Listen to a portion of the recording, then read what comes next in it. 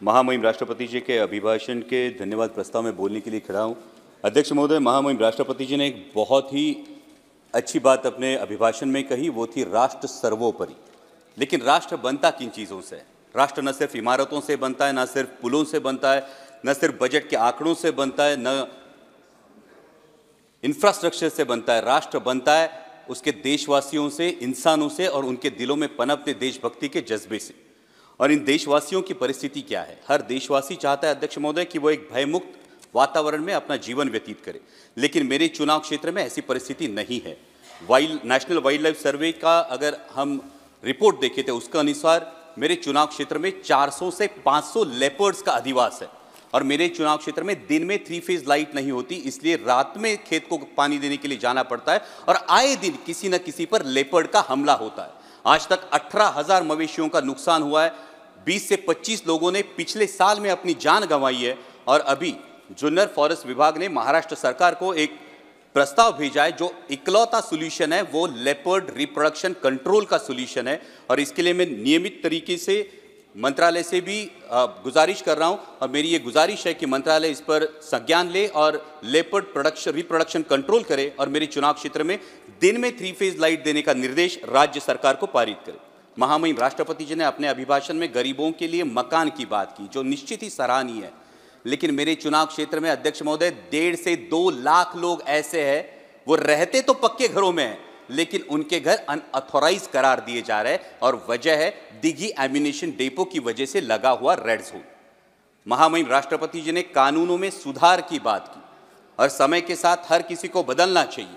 लेकिन red zone की अगर हम बात करें तो जो कानून फॉलो हो रहा है वो 1903 का अंग्रेजों के जमाने का इंडियन डिफेंस एक्ट फॉलो हो रहा है, जिसके तहत रेड जोन की मर्यादा 2000 यार्ड सुनिश्चित की गई है। लेकिन 1970 का जो स्टैक रेगुलेशन है, स्टोरेज टेक्निकल एक्सप्लोजिव कमिटी का जो रेगुलेशन है यूनाइटेड नेशंस का, वो हमारे देश ने अडॉप्ट किया है, जिसके अनुसार 200 से 500 मीटर ही रेड जोन की मर्यादा होनी चाहिए। तो जब हम कानूनों के सुधार की बात करते हैं तो मेरी सरकार से ये गुजारिश है कि जो कानून हमने अडॉप्ट किया है उस पर अमल किया जाए और 500 मीटर के आगे ये रेड जोन की मर्यादा से देशवासियों को राहत दी जाए। महामहिम राष्ट्रपति जी ने अपने अभिभाषण में एग्रीकल्चर एक्सपोर्ट की बात की और विकसित भारत के जो 4 स्तंभ हैं उन्होंने किसानों का जिक्र भी किया। लेकिन वास्तविकता यह है अध्यक्ष महोदय, पिछले 35-40 दिनों से अनियन के एक्सपोर्ट पर पाबंदी लग चुकी है। और अनियन एक्सपोर्ट पर पाबंदी लगने की वजह से, प्याज के निर्यात पर पाबंदी लगने की वजह से मेरे महाराष्ट्र के प्याज उत्पादक किसानों का 2000 करोड़ रुपयों का नुकसान हुआ है।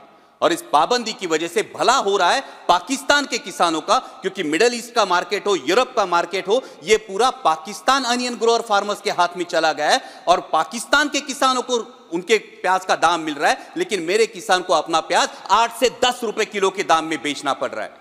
हमने सरकार से सुना था कि पाकिस्तान की कमर तोड़ देंगे, ये तो इस निर्णय की वजह से पाकिस्तान के किसानों को भला हो रहा है, कमर मेरे किसानों की टूट रही है। यहां पे महामहिम राष्ट्रपति जी ने किसानों की आय दुगनी होने की बात की। अध्यक्ष महोदय, मैं कुछ आंकड़े बताना चाहता हूं कि 2013 में डीएपी की एक बैग थी, उसकी कीमत थी 560 रुपए। 2024 में डीएपी की बैग की कीमत है 1100 रुपए। जो लागत की मजदूरी थी प्याज के लिए, उसकी कीमत थी 5000 रुपए, आज लागत की मजदूरी जाती है 11000 रुपए। आज 2013 में प्याज बिक रहा था 20 रुपए किलो में, आज प्याज बिक रहा है 8 से 10 रुपए किलो में। 2013 में सोयाबीन बिक रहा था 6000 रुपए क्विंटल के दरों में, आज सोयाबीन बिक रहा है 4500 रुपए क्विंटल के दरों में। तो किसान की आय दुगनी हुई या 2 गुने से ज्यादा घट गई है? जब हम विकसित भारत का एक स्तंभ किसानों को मानते हैं तो ये मैं कहना चाहूंगा कि जब विकसित भारत की यात्रा होती है, दिल्ली में ठंड बहुत है, किसी को बताना नहीं पड़ता ठंड बहुत है, हम महसूस करते हैं ठंड बहुत है। तो जब विकसित भारत है तो ये बताना क्यों पड़ता है? मेरा किसान ये महसूस क्यों नहीं कर पाता कि ये विकसित भारत है, मेरी आय दुगनी हुई है? और ये मेरी दरख्वास्त है कि किसानों के बारे में गंभीरता पूर्वक ये विचार किया जाए, क्योंकि अगर उगाने वाला उगाएगा नहीं तो खाने वाला खाएगा क्या, ये सवाल बनता है। अंत में महामहिम राष्ट्रपति जी ने राम मंदिर के निर्माण की बात की और मर्यादा पुरुषोत्तम प्रभु श्री राम, हमारे राम लल्ला जो विराजमान हुए, उसके लिए मैं समूचे देश का अभिनंदन करता हूं और उसी के बारे में कुछ पंक्तियां कहकर मैं अपनी वाणी को विराम दूंगा। अध्यक्ष महोदय, जब रामलला की प्राण प्रतिष्ठा की बात आई तो किसी ने कहा बिना कलश के प्राण प्रतिष्ठा कैसे होगी, किसी ने कहा बिना कलश के प्राण प्रतिष्ठा कैसे होगी, किसी ने कहा जब चुनाव ही प्राण हो तो सोचो कौन सी प्रतिष्ठा दांव पे लगी होगी। लोग तो कुछ कहेंगे, लोगों का काम है कहना, आप जन की बात मत सुनना, सिर्फ मन की बात करना। फिर भी खुश थे हम, फिर भी खुश थे हम। 500 साल का सपना जो पूरा हो रहा था, हमारे अंदर का हिंदू भी पूरी तरह से जाग गया था। तो चल पड़े अयोध्या की ओर, रामलला की दर्शन की आस लगाए। चल पड़े अयोध्या की ओर, रामलला के दर्शन की आस लगाए। जो सामने नजारा देखा वो देखकर दंग रह गए। वो 3 मंजिलें, 400 खंबे, 32 सीढ़ियां, जय श्री राम का नारा लगाते हुए हम सीढ़ियां चढ़ने लगे। रामलला से क्या गुहार लगाए ये सोचने लगे।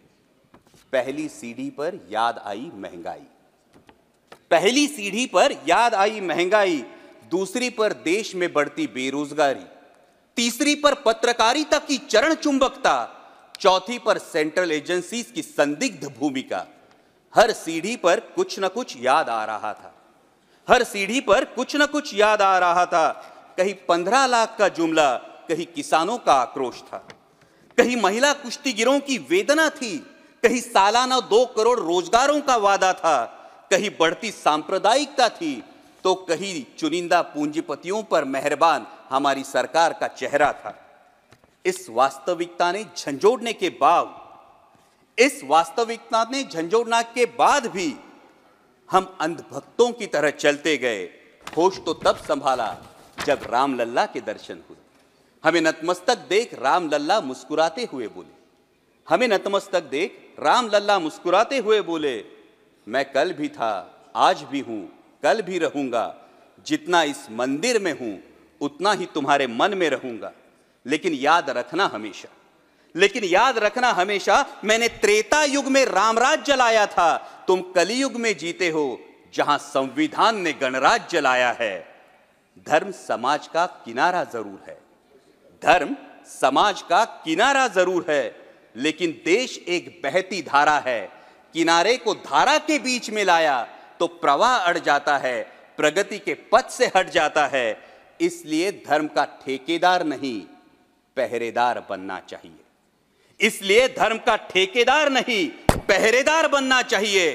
तुम रहो न रहो, वो रहे न रहे, ये देश रहना चाहिए, देश का संविधान रहना चाहिए, देश का लोकतंत्र रहना चाहिए, ये देश रहना चाहिए। जय हिंद, धन्यवाद।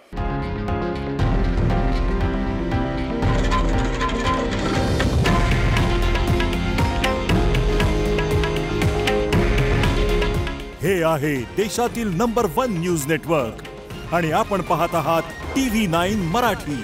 काळजी तुमची, हित महाराष्ट्राचं।